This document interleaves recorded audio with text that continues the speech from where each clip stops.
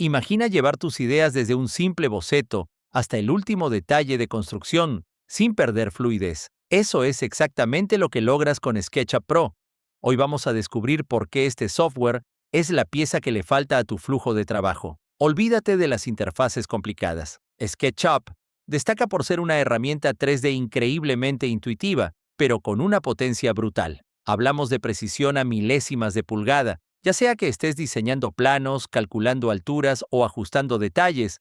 Su herramienta de dimensiones te permite modelar con exactitud y rapidez absoluta. ¿Te falta tiempo o elementos para tu escena? Aquí entra en juego 3D Warehouse, la biblioteca de modelos 3D gratuitos más grande del mundo. Descarga, adapta y recarga elementos en tiempo real para usarlos como referencia. Y si el modelado se vuelve un reto, su ecosistema de plugins está diseñado para resolver cualquier desafío técnico. Pero la verdadera magia ocurre cuando vas más allá del 3D.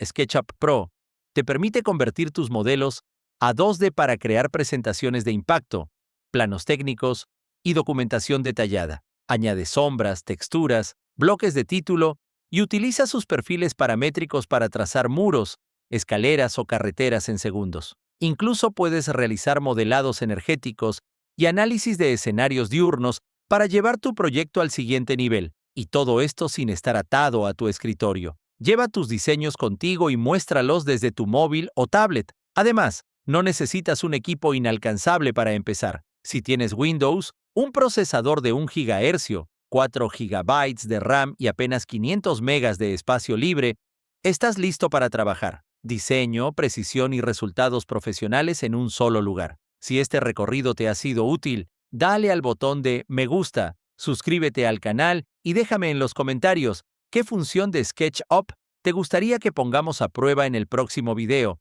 Nos vemos en la próxima.